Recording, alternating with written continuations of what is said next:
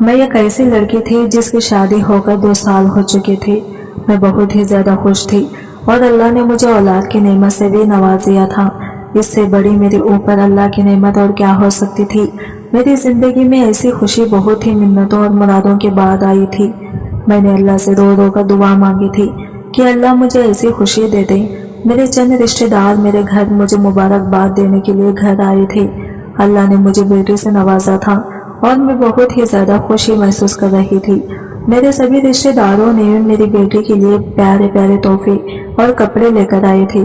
اتنے چھوٹے چھوٹے کپڑوں کو دیکھ کر مجھے بہت خوشی محسوس ہو رہی تھی کہ میرے رشتہ داروں نے کتنی محبت سے میری بیٹی کے لیے کپڑے لائے تھے، اور آس پاس میری نظر ادھر ادھر گھوم رہی تھی کہ میرے شوہر کہاں پر ہیں۔ اس کو بھی تو اس خوشی میں شامل ہونا چاہیے تھا نا۔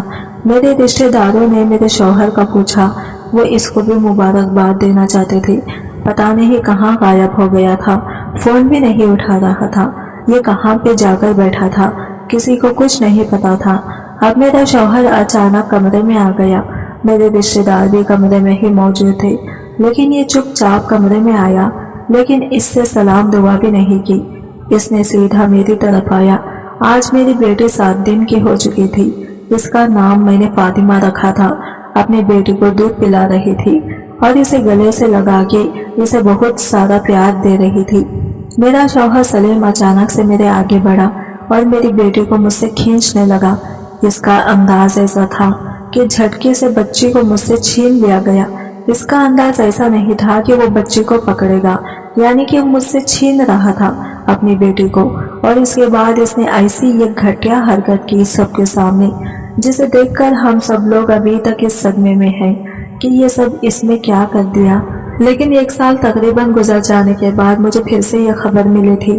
مجھے بتایا گیا تھا کہ میری بیٹی کے ساتھ غلط کرنے والے کو آج پھانسی کی سزا ہونے والی ہے، لیکن اس کو پھانسی ہونے سے پہلے اس نے ایک عجیب طرح کی خواہش رکھی ہوئی تھی۔ اس کی خواہش کو سن کر تو ہم سب لوگ حیران ہو گئے تھے، کیونکہ ہمیں پتا تھا کہ یہ کبھی بھی اس طرح کی بات نہیں کر سکتا۔ پھر اس نے ایسا کیوں کیا؟ اس نے کہا کہ میری بیٹی کی میں اپنا کمرے میں بیٹھی ہوئی تھی کہ اتنے میں ہی میرا بھائی میرے پاس آیا اور کہنے لگا کہ یہ دیکھے تو اس خبر کو تو دیکھو۔ اس خبر کو دیکھتے ہی میری آنکھوں میں آنسو آ گئے اور میں نے کہا کہ چلو ہمیں انصاف تو مل گیا، لیکن جو مجھ سے کھو گیا وہ تو ہمیں نہیں ملا۔ یہ سن کر تو میرا بھائی کہنے لگا کہ ہاں وہ تو نہیں ملے گا، لیکن انصاف تو ملا ہے نا۔ جب اس کو سزا ہوگی تو باقی لوگوں کے لیے بھی یہ عبرت ہوگی اور باقی لوگ ایسے حرکت کرنے سے بھی ڈریں گے۔ سوچے کتنے جانیں بچ جائیں گی، لیکن میری جان تو مجھ سے دور ہو گئی نا۔ میں نے کہا کہ ہاں باقی جانیں بچ جائیں گی، لیکن میری جان جس کے اندر تھی وہ تو چلی گئی اس دنیا سے۔ وہ کہنے لگا کہ ہم بھی جائیں گے۔ میں نے کہا میں نہیں جانا چاہتی۔ اس نے کہا کہ جائیں گے۔ ہم کیوں نہیں جائیں گے؟ یہ انصاف ہمارے لیے ہو رہا ہے، ہم اس انصاف کو دیکھنے ضرور جائیں گے۔ اس نے مجھے تاریخ بتائی اور کہا کہ ہم لوگ جیل میں جائیں گے، ہمیں شاید وہاں پہ کھڑا نہ ہونے دیا جائے گا، لیکن ہم وہاں پہ موجود رہیں گے۔ ہو سکتا ہے اس کے منہ سے آخری چیخ نکلے، میں وہ چیخ سننا چاہتا ہوں۔ میرے بھائی نے بہت نفرت سے کہا تھا، اس کی آنکھوں میں آنسو بھی آ گئے تھے۔ وہ کہنے لگا کہ قسم سے آج بھی مجھے وہ واقعہ نہیں بھولتا ہے، میں ساری زندگی نہیں بھول پاؤں گا۔ ہمیں وہاں ضرور جانا چاہیے اور تم بھی میرے ساتھ چلو گی۔ ہم لوگ جیل کی طرف روانہ ہو گئے۔ میں اب ایسی بن گئی تھی کہ مجھے کچھ بھی محسوس نہیں ہوتا تھا۔ میں جب گاڑی میں بیٹھی تو باہر راستوں کی طرف نہیں دیکھتی تھی۔ مجھے کہیں جانا ہوتا تھا تو میں تیار نہیں ہوتی تھی، ہر وقت روتی رہتی تھی۔ میری زندگی کے اوپر ایک ہٹ بڑا گرہن لگ گیا تھا، اور جس نے یہ سب کچھ کیا گیا تھا آج اسے سزا ملنے والی تھی۔ وہ پھانسی کا مجرم تھا، اسے پھانسی ہونے والی تھی۔ ہم لوگ وہاں پر موجود تھے۔ ہمیں بتایا گیا کہ اس وقت پھانسی ہوگی اور آپ لوگ سائیڈ والے کمرے میں بیٹھ سکتے ہیں، اگر مجرم سے ملنا چاہیں تو مل بھی سکتے ہیں، آخری دفعہ ملاقات ہو سکتی ہے۔ میرے بھائی نے کہا کہ ہم سوچ کے بتائیں گے۔ اس نے مجھے کہا کہ کر لیتے ہیں ملاقات، دیکھیں تو صحیح اس کی آنکھوں میں موت کا ڈر ہے یا نہیں۔ میں چپ ہو گئی۔ क्योंकि मैं सोच नहीं पा रही थी कि मुझे मिलना चाहिए या नहीं। मैं भी देखना चाहती थी कि इसके चेहरे पर डर कैसा नजर आता है। वो दुश्मन था मेरा और अपने दुश्मन को ज़ेरे होता हुआ देखकर शायद मेरे दिल को थोड़ा सुकून मिल जाता। लेकिन थोड़ी देर के बाद एक अजीब सी खबर उड़ने लगी। कहने लगी कि फांसी के मुजरिम से आखिरी ख्वाहिश पूछी जाती है और इसने एक अजीब सी आखिरी ख्वाहिश कर दी है। अब आप लोग बताएं, क्या इस आखिरी ख्वाहिश को पूरी करने की इजाज़त दी जाए, क्योंकि आप लोगों की इजाज़त ज़रूरी है। मैं हैरान रह गई कि कैसी इजाज़त, क्योंकि जो शख्स फांसी पर चढ़ने वाला था वो मेरा शौहर था। आज मैं बेवा होने वाली थी, लेकिन इसने जो हरकत की थी वो ऐसी थी कि शायद आज मेरी जिंदगी का सबसे खुशी का दिन था। लेकिन अब इसकी ये आखिरी ख्वाहिश बहुत ही ज्यादा अजीब थी। उन्होंने कहा कि इसकी ख्वाहिश के 2 हिस्से हैं। पहले हिस्से में वो आपसे मिलना चाहता है। वो कह रहा है कि मैं अपनी बीवी से एक अकेले कमरे में मिलना चाहता हूँ और मैंने इससे कोई ज़रूरी बात करनी है। और दूसरे हिस्से में जब मुझे जेलर ने वो बात बताई तो मैं हैरान रह गई। मुझे वो दिन याद आ गया जहाँ से ये सब कुछ शुरू हुआ था। जब किसी लड़की की शादी होती है तो इसकी ज़िंदगी में सब कुछ नया होता है। शादी के शुरू के 1-1.5 साल को आप गोल्डन पीरियड कह सकते हैं। मेरी ज़िंदगी का भी वही पीरियड चल रहा था। मेरी शादी अच्छे लोगों में हुई थी। मेरा शौहर एक खूबसूरत नौजवान था, जवान आदमी था, पढ़ा लिखा था और इसकी नौकरी भी अच्छी थी। मैं इसके साथ बहुत खुश थी, बिल्कुल वैसे ही खुशी थी जैसे कोई शादीशुदा लड़की खुश होती है। मेरे ससुराल वाले भी बुरे नहीं थे, वो भी मेरा ख्याल करते थे। अभी तक हमारे घर में कोई तलखी या कोई बड़ी लड़ाई भी नहीं हुई थी। शादी के 4-5 महीने गुजरे तो मुझे पता चला कि मैं माँ बनने वाली हूँ और मैं बहुत खुशी हुई क्योंकि मेरा पहला बच्चा था। मेरे लिए सब कुछ नया था। मैं इतनी खुश थी कि मैं बता नहीं सकती। मेरा शौहर बातों का बहुत अच्छा था, बहुत अच्छी बातें करता था। बातें करके मेरा दिल जीत लिया था। मैंने सोचा कि इसको सरप्राइज दूंगी, ये बाप बनने वाला है। अपने घर में अपनी सास को तो बता ही चुकी थी क्योंकि इनके सामने ही मेरी तबीयत खराब हुई थी, पर मैंने इनको कहा कि आप बताना नहीं, मैं सलीम को खुद बताऊंगी। उन्होंने कहा कि ठीक है बेटा, जैसे तुम्हारी खुशी है तुम खुद ही बता दो, वैसे भी हम बताएं या तुम बताओ एक ही बात है। वो कमरे में आया तो मुझसे मिला और मुंह हाथ धोने के लिए बाथरूम में चला गया। जब वो बाथरूम में था तो मैंने बेड के ऊपर एक छोटे बच्चे की खमीस रख दी जो मैंने कुछ वक्त पहले खरीदी थी। मुझे छोटे बच्चों के कपड़े बहुत पसंद थे और मुझे सबसे ज्यादा बेटियों की चीजें पसंद थी क्योंकि बेटियों की ही चीजें ज्यादा होती हैं। छोटे छोटे फ्रॉक, चूड़ियाँ, पोनियाँ, इनको सजाने की कितनी सारी चीजें होती हैं। वो बिल्कुल किसी छोटी सी गुड़िया जैसी होती हैं और लड़कियां तो छोटी गुड़ियों से खेलने की शौकीन होती हैं। जब इनकी जिंदगी में इनकी अपनी बेटी एक जीती जागती गुड़िया बन के आ जाती है तो वो इसके साथ बहुत अच्छे से रहती है, इसको तैयार करती है, छोटे छोटे फ्रॉक पहनाती है। मैंने भी फ्रॉक ही खरीदा था, वो मैंने बिस्तर के ऊपर रख दिया और नीचे एक बड़े से कागज पर लिख दिया कि आप पापा बनने वाले हैं। खुद में पर्दे के पीछे छुप गई। वो बाहर आया, तौलिया से मुंह साफ करते हुए इधर उधर देख रहा था कि मैं कहाँ चली गई। जब इसकी नजर बिस्तर के ऊपर पड़ी, पहले वो हैरान हुआ और फिर खुश हुआ, मुझे आवाज देने लगा। मैं जब सामने आई तो बढ़ के मुझे गले लगा लिया और कहा कि तुम माँ बनने वाली हो। मैंने कहा कि हाँ, आप पापा बनने वाले हैं। बहुत खुश हुआ, जेब से पैसे निकाले और मेरे सर के ऊपर से वार के एक साइड पर रख दिए। कहने लगा कि तुमने मुझे बहुत अच्छी खबर सुनाई है, आज शाम को हम डिनर करने चलेंगे। लेकिन एक बात बताओ, तुमने बिस्तर पर फ्रॉक क्यों रखा है? क्या तुम्हें अभी से पता है कि तुम्हारे यहाँ बेटी होने वाली है? मैंने कहा कि नहीं, मुझे नहीं पता, लेकिन मुझे ये फ्रॉक अच्छा लगा था इसलिए मैंने खरीद लिया। आपको सरप्राइज देने के लिए कोई चीज तो रखनी थी और बच्चों के मेरे पास और कोई चीज नहीं थी, इसलिए मैंने फ्रॉक रख दिया। इसने कहा कि अच्छा। एक पल को इसके चेहरे पर संजीदगी आ गई। मैंने कहा कि कहाँ खो गए हैं आप? तो कहने लगा कि कुछ नहीं। मुझे फिर से गले से लगाया और जब मेरा मुंह दूसरी तरफ था तो इसने वो फ्रॉक ऐसे झटक के जमीन पे फेंक दिया जैसे बिस्तर पर कोई गंदी चीज पड़ी थी। मैंने शीशे में ये मंजर देखा था क्योंकि जिस तरफ मेरा मुंह था इस तरफ से शीशे में मेरे शौहर का मंजर नजर आ रहा था। मैंने जब इसकी तरफ देखा तो इसने फिर मुझे मुस्कुरा कर देखा और कहा कि चलो सबको बताते हैं और मैं मिठाई भी लेके आता हूँ। वो खुश तो बहुत था, लेकिन इसकी यह हरकत मुझे कुछ समझ में नहीं आई थी। पर खुशी खुशी में मैं ये भी भूल गई कि इसने कोई ऐसी हरकत की थी। यह खबर सबको पता चल गई। मैंने अपने घर वालों को भी बता दिया, ससुराल वालों को भी, दोस्तों को भी, सबको बता दिया गया था। सब लोग खुश थे और कह रहे थे कि अच्छी बात है कि जल्दी जल्दी साहिब औलाद बनने वाले हो, क्योंकि आजकल तो मामलात ऐसे हैं कि शादियां तो हो रही हैं लेकिन बाद में इतने मसाइल बन रहे हैं। कभी औरत में मसला बनते हैं तो मसला और बच्चे नहीं हो रहे हैं। तुम लोग खुशकिस्मत हो कि जल्दी जल्दी इतनी बड़ी खुशखबरी मिल गई। बहुत अच्छी बात है। मेरी सास भी खुश थी। एक दिन मैं इनके पास बैठी थी। मैंने कहा कि आपका एक बेटा है, 2 बेटियां हैं। मैं भी अपने घर में बड़ी बेटी हूँ और मेरा एक छोटा भाई है। आपको ऐसा नहीं लगता कि आजकल हर घर में बेटियां ज्यादा पैदा होती हैं? मेरी सास ने कहा कि हाँ बेटा, ये बात है कि आजकल बेटियां ज्यादा पैदा हो रही हैं, लेकिन इसमें ऐसी कौन सी बात है? बेटी हो या बेटा हो, औलाद पैदा होना जरूरी है।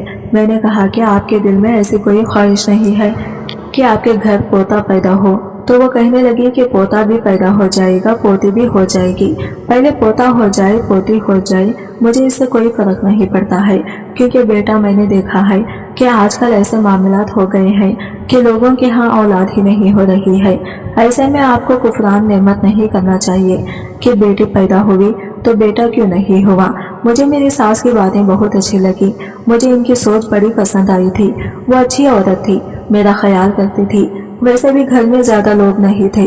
मैं थी, मेरा शौहर था, छोटी ननद थी जिसकी अभी शादी नहीं हुई थी। बड़ी ननद कभी कभी आती जाती थी और ससुर बाहर के मालिक होते थे। मेरा एक देवर भी था, पर वो जिस जगह काम करता था वहीं पे खाना खाया करता था। कपड़े भी इसके वही लोग इस्त्री करके देते थे, इसलिए ज्यादा काम नहीं होते थे। हम लोग इस घर को बड़ी खुशी असलूबी से बड़े अच्छे तरीके से चलाते थे। एक दूसरे के साथ बड़े खुश रहते थे। जैसे जैसे दिन आगे बढ़ने लगे, मेरे चेहरे पे बहुत सारे दाने निकलने लगे और मेरी नाक चौड़ी सी हो गई।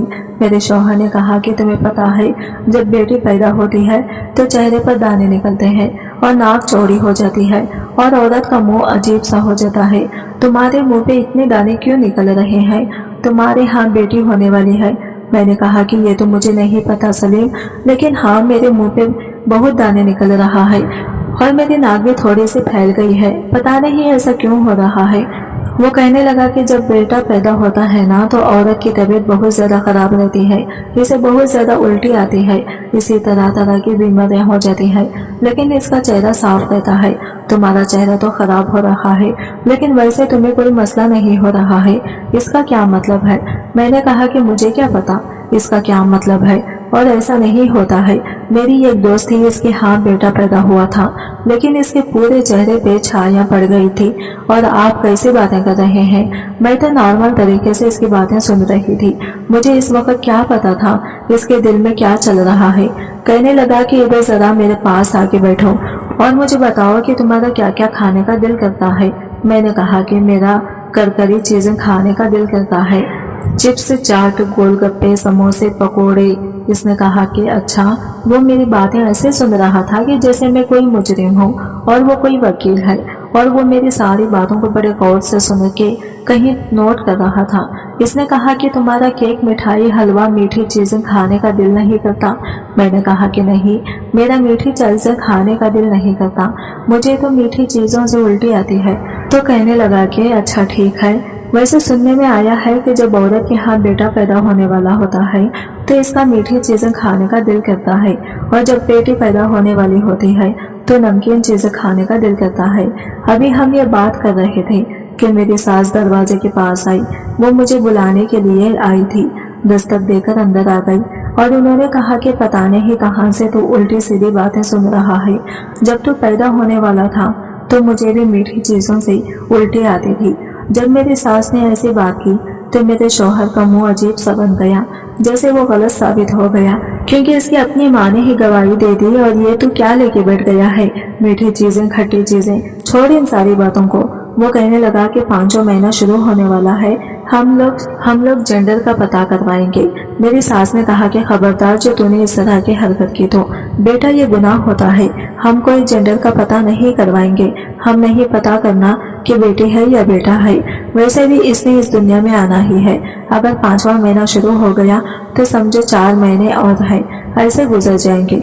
मैं तेरे साथ नहीं भेजूंगी अपनी बहू को, पता नहीं तो वहाँ पे क्या करवाए, बार बार अल्ट्रासाउंड की शर्तें नहीं लगवाते हैं।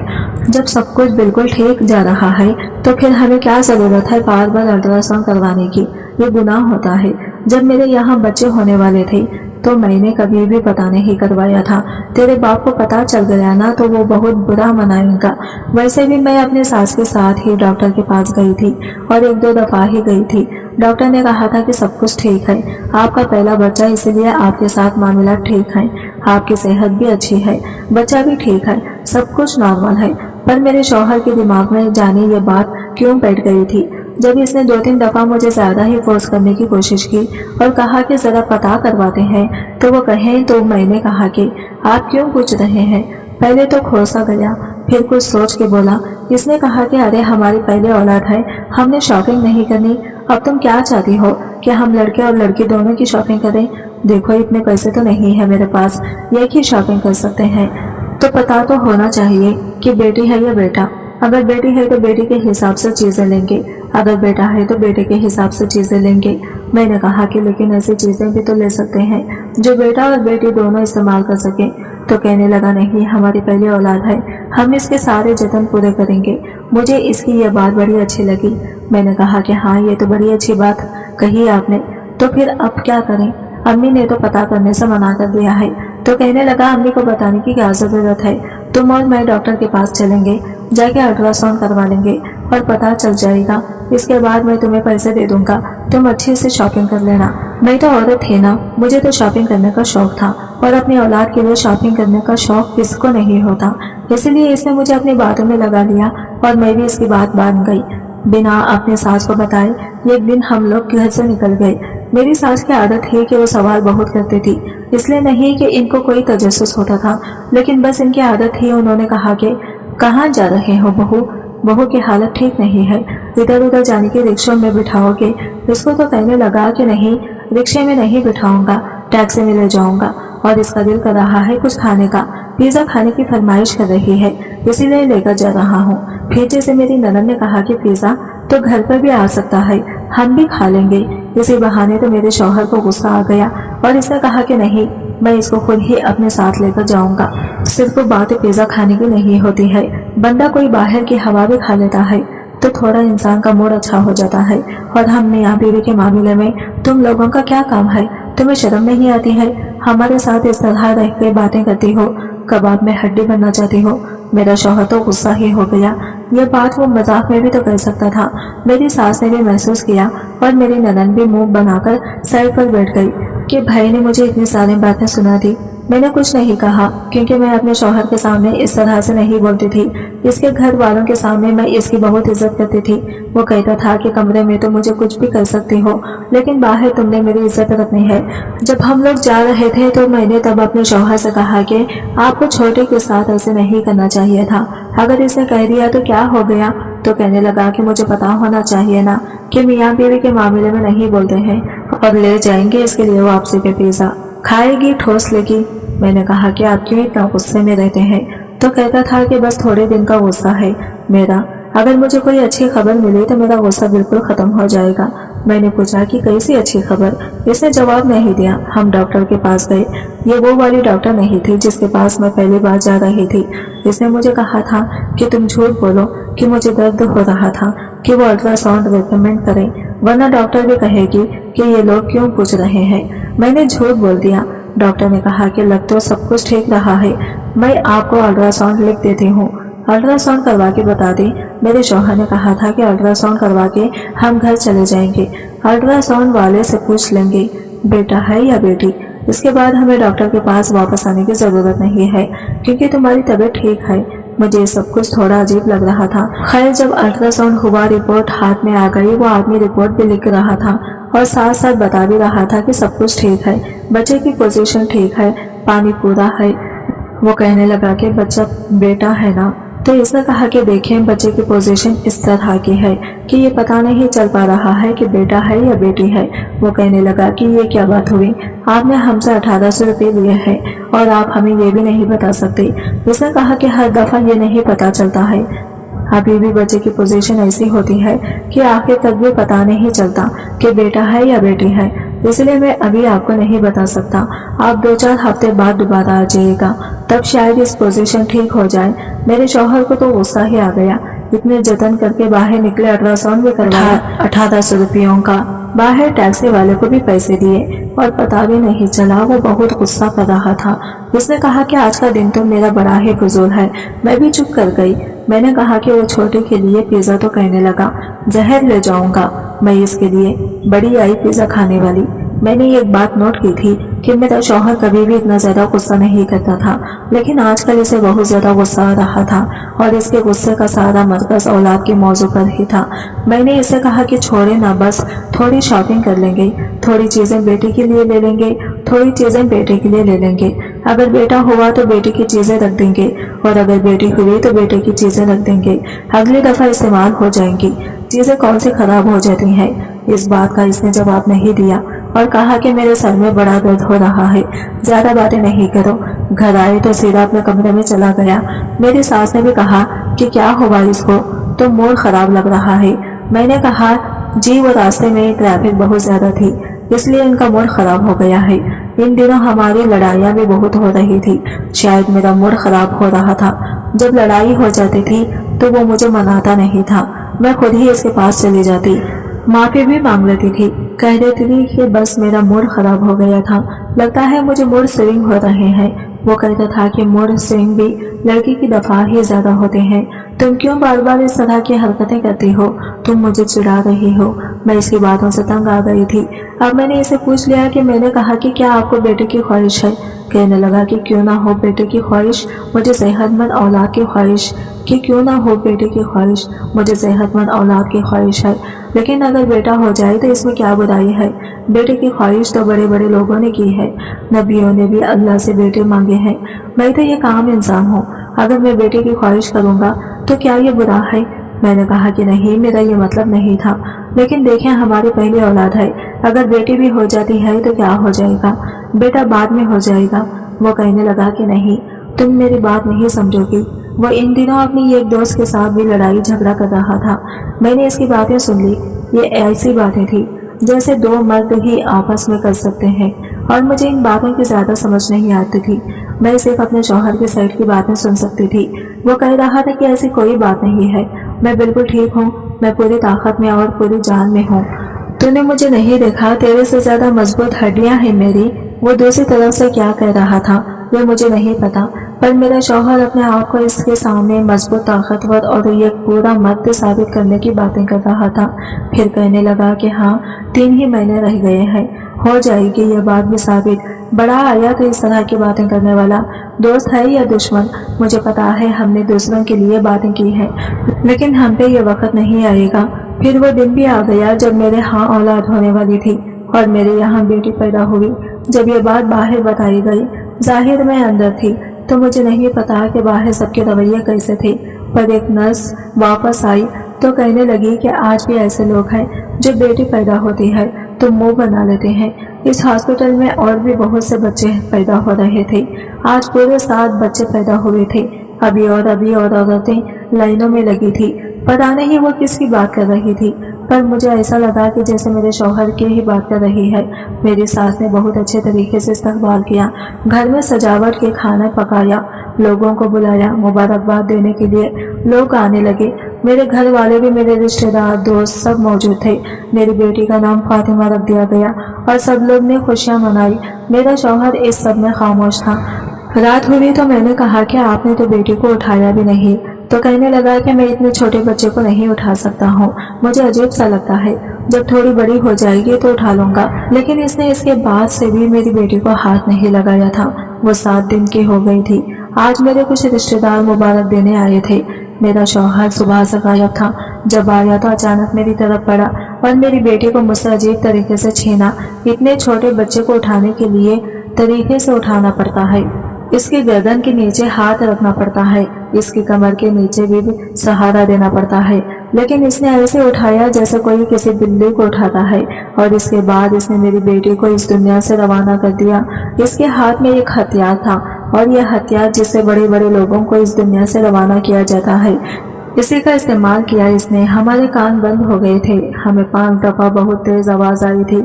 मेरे कमरे में इस वक्त मेरे देवर की बीवी, मेरा एक भाई और मेरा एक चाचू मौजूद थे, जो मुबारकबाद देने के लिए आए थे। मेरी सास भी भागी भागी आ गई थी। ये मंजर देखकर हैरान रह गई, और मेरा शौहर वहां से भाग गया। इसने अपनी ही बेटी को इस दुनिया से रवाना कर दिया, क्योंकि इसको बेटा चाहिए था। जब इसने ये सब किया तो चिल्लाने लगा कि नहीं चाहिए थी मुझे बेटी, मुझे बेटा चाहिए था। इतना कह के वहां से भाग गया। कहाँ पे भागा, किस तरफ गया, मेरे तो औसान खता हो गई। मैं बेहोश हो गई, और मेरे रिश्तेदार, इसके बच्चे भागे, लेकिन इसे पकड़ नहीं पाए। मेरी हालत इतनी बुरी थी कि मुझे नींद की दवाइयां देकर सुलाया गया। मुझे बार बार खुशी के दौरे आते थे। मैं कहती थी कि बस मेरी बेटी को किसी तरह वापस ले, और मेरी बेटी मुझे वापस दे दो। पर मेरी बेटी तो मिट्टी के हवाले हो गई थी। मुझ पे वो वक्त बहुत बुरा था। आज जब इसको इसकी सजा मिलने वाली थी, तो मुझे ऐसा लगता था कि जैसे ही इसको सजा मिलेगी, मेरे अंदर जो कुछ टूटा था वो वापस से ठीक हो जाएगा। हम लोगों ने बहुत मुसीबतें झेली थी। कभी किसी ने हमारा साथ नहीं दिया, कभी कानून ने हमें जलील किया, तो कभी पुलिस वालों ने। लेकिन बिला आखिर काफी अरसे के बाद, काफी वक्त के बाद सलीम को पकड़ लिया गया, और इसे सजा हो गई। इसे फांसी की सजा हुई थी। बीच को सिर्फ इतना कहना ही काफी था कि इसने अपने 7 दिन की बेटी के साथ ही सब कुछ किया, और इसने फौरन से ही फैसला कर दिया। इसने कहा कि मैं डबल तारीखें भी नहीं डालूंगा, सिर्फ एक तारीख डाल गई थी, वो भी कुछ सबूतों को जमा करने के लिए। इसके बाद फौरन से फैसला कर दिया गया था। यह मफरूर हो गया था। इसको बड़ी मुश्किल से पकड़ा गया था। पता नहीं कितने छापे मारे गए थे। तब कहीं जाए ये पुलिस की गिरफ्त में आया था, और जब ये पुलिस के पास था तो इसकी एक वीडियो भी जारी हुई थी, और इस वीडियो में इसकी शक्ल देख के ऐसा लग रहा था कि इसने कुछ किया ही नहीं है। इसको अपने किए पे कोई अफसोस नहीं था। अगर किसी चोरी के मुजरिम को भी पकड़ा जाता है और वो पुलिस के सामने खड़ा होता है, तो वो भी सर झुका के खड़ा होता है। इसकी भी आंखें नीचे होती हैं, लेकिन ये मुंह उठा के खड़ा हुआ था कि जैसे जो किया है ठीक किया है। और जब पूछा गया कि ऐसा क्यों किया, तो यही कह रहा था कि मुझे बेटे की ख्वाहिश थी। मेरे दोस्तों के साथ शर्त लगी थी कि जो जवान और मजबूत मर्द होते हैं, इनके यहाँ बेटियां नहीं बेटे पैदा होते हैं। अगर मेरे यहाँ बेटी पैदा हुई तो इसके बाद उन्होंने मेरे खिलाफ बातें करनी शुरू कर दी। उन्होंने कहा कि फिर तो मर्द ही है ही नहीं। इसलिए मैंने गुस्से में आकर ये सब कुछ किया। पुलिस ने कहा कि इसके इन दोस्तों को भी पकड़ा जाए, और इनको भी सजा के तौर पर 6-6 महीने ज़्यादा जेल की हवा खिलाई जाए, जिन्होंने इसके दिमाग खराब किया। लेकिन ये कोई छोटा बच्चा नहीं था कि इनकी बातों में आ गया। आज इसने आखिरी ख्वाहिश ये की थी कि वो पहले मुझसे मिलना चाहता था। इसकी ख्वाहिश का पहला हिस्सा ये था कि वो मुझसे बात करना चाहता था। मेरे भाई ने साफ इनकार कर दिया और कहा कि इससे कहो कि ऐसे ही मर जाए। लेकिन फिर मैंने अपने भाई से कहा कि मैं बात करना चाहती हूँ। मेरे भाई ने मुझे कहा कि इसकी आखिरी ख्वाहिश पूरी मत होने दो, इसको इसी तरह इस दुनिया से जाने दो। मैंने कहा कि नहीं, मुझे बात करनी है। पुलिस वाले ने मुझे कहा कि आप इस तरफ आ जाएं, आपकी मुलाकात करवा देते हैं। मैं इस तरफ जाके खड़ी हो गई। सामने एक जाली थी, जाली के पीछे इसको लेके आने वाले थे, और थोड़ी देर के लिए हमें इस कमरे में अकेला भी छोड़ दिया जाता, क्योंकि यही इसकी आखिरी ख्वाहिश थी। लेकिन बीच में सलाखें और जाली लगी हुई थी। पता नहीं वो मुझसे क्या बात करना चाहता था। क्या वो मुझसे माफी मांगना चाहता था कि इसने हमारी औलाद के साथ ये सब कुछ किया? अरे कोई दूसरा भी ऐसा करता था तो इंसान किस तरह ये सब कुछ बर्दाश्त कर लेता, लेकिन अपने ही बाप ने जब ऐसा किया हो तो इंसान कैसे बर्दाश्त करता है? मुझे नहीं पता कि मैं इस बात को कैसे बर्दाश्त कर सकती थी। हमारा माशरा बड़ा जालिम है। मुझे लोगों ने ऐसी ऐसी बातें भी सुनाई और कहा कि कोई बात नहीं है तो तुम्हारा शौहर माफ कर दो, इस पे केस क्यों किया है, इसको पकड़वा क्यों रही हो? कोई बात नहीं, अल्लाह तुम्हें बेटा दे देगा तो वो भी तुम्हारे साथ खुश रहेगा। औलाद तो चली गई है, अपने सुहाग को बचा लो। जब मुझे ऐसे ऐसे मशवरे मिले तो मेरा दिल खून के आंसू रोता था कि ये किस किस्म के लोग थे। अगर यही सब कुछ इनके अपने साथ, ये इनकी अपनी औलाद के साथ होता, तब भी ऐसी बातें करते। मेरी सास ने कोई बात नहीं की थी, वो भी सदमे में होगी। आज इनकी गोद भी उजड़ने वाली थी, लेकिन उन्होंने मुझे ये नहीं कहा था कि मेरे बेटे को माफ कर दो। उन्होंने मुझसे कोई बात नहीं की थी, ना मुझे तसल्ली दी थी। जब से मैं अपने घर वापस आ गई थी, तब से मेरी इनसे बात नहीं हुई थी।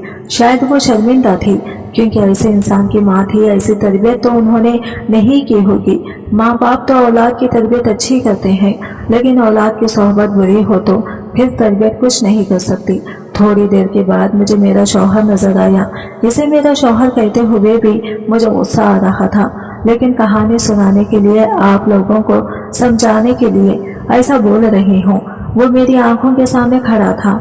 इंसान भी बड़ा अजीब है ना, एक ही वक्त में एक इंसान से नफरत और मोहब्बत करना बड़ा मुश्किल होता है। मुझे नहीं पता कि मुझे इसके साथ मोहब्बत थी या नहीं। यह शादी सरासर हमारे माँ बाप ने करवाई थी और ये एक अरेंज मैरिज थी, लेकिन फिर भी मुझे इसकी वो बातें याद आने लगी जो मुझसे किया करता था। मुझे ऐसा लगता था कि ये इंसान मुझसे इतनी ही मोहब्बत करता है तो फिर हमारी औलाद से तो इससे भी ज्यादा मोहब्बत करेगा। मुझे वो पल याद आने लगे जो हम लोगों ने एक साथ गुजारे थे। पता नहीं कितने वक्त के बाद मैंने इसको देखा था, और फिर मुझे वो रात भी याद आ गई जिसके नतीजे में ये यहाँ खड़ा था और मैं इधर। मेरी आंखों में आंसू आ गए, मेरे हाथ कांपने लगे। मेरे अंदर इतना गुस्सा भर चुका था कि शायद मैं इन लोहे की सलाखों और इस मजबूत जाले को तोड़ के इस शख्स का गला पकड़ लेती और अपना इंसाफ आज यही खड़े खड़े कर लेती। इसने मेरा नाम पुकारा और कहा कि साइमा। मैंने कहा कि नाम मत लो मेरा, क्या चाहते हो तुम? क्यों ये आखिरी ख्वाहिश का ढोंग रचा रहे हो? तुम्हारे जैसे आदमी को तो आखिरी ख्वाहिश का हक भी नहीं होना चाहिए। बोलो क्या चाहते हो तुम? कहने लगा, तुम अभी भी मेरी बीवी हो, मेरी बात तो सुन लो। मेरी बात सुनो तो मेरी बात बहुत गौर से सुननी होगी। मैं यहाँ से निकलना चाहता हूँ, मैं भागना चाहता हूँ यहाँ से। तुम मेरी मदद करो। मैंने जो कुछ किया इसके लिए मुझे माफ कर दो, लेकिन तुमसे मदद नहीं मांगूंगा तो किससे मांगूंगा? देखो ना, माँ भी नहीं आई, भाई भी नहीं आया। ये बात तो मुझे इस वक्त महसूस हुई कि हाँ, जिसकी फांसी का दिन था और इसके माँ बाप भाई बहन में से कोई भी नहीं आया था। मैं भी तमाशा देखने आई थी, इससे मिलने के लिए नहीं। और अगर वो इस तरह की ख्वाहिश ना करता तो मैं इससे कभी मिलती भी नहीं। मैंने कहा कि बहुत अच्छा हुआ कि वो लोग नहीं आए, अच्छा कि वो हक और सच का साथ देने वालों में से हैं। ऐसे अच्छे लोगों के घर में पैदा होकर भी तुम एक ऐसे इंसान बने जिसने अपनी ही औलाद को मेरी ज़बान रख गई। मैंने कहा कि अच्छा, तो इसलिए बुलाया? मुझे मौत का डर लग रहा है। बचना चाहते हो, यहाँ से भागना चाहते हो, लेकिन नहीं, मैं तुम्हारे लिए कुछ नहीं कर सकती। भला मैं तुम्हें कैसे बचा सकती हूँ, और मैं तुम्हें बचाऊँ ही क्यों? इसने कहा कि तुम भूल रही हो कि अभी भी तुम्हारा शौहर हूँ, तुम मेरे निकाह में हो। मैंने कहा कि हाँ, हम लोगों ने खुला और तलाक का चक्कर इसलिए नहीं चलाया क्योंकि हमें पता चल गया था कि तुम वैसे भी मरने वाले हो। मैं क्यों अपने ऊपर तलाक का धब्बा लगवाती या खुला कर ठप्पा लगवाती? मैं तो बेवा बनूंगी, और वो भी बड़े फख्र से। इस बात पे वो हैरान था। इसकी आंखों में मैंने पहली दफा इतनी हैरानगी देखी थी। हम लोगों ने वाकई ऐसी कोई हरकत नहीं की थी, ना हमारे दिमाग में यह बात आई थी। पहले वो भाग गया था, इसके बाद मिल नहीं रहा था, फिर पुलिस को मिल गया, और इसके बाद उन्होंने डायरेक्ट ही हमें ये तसल्ली दे दी थी कि फांसी की सजा होगी।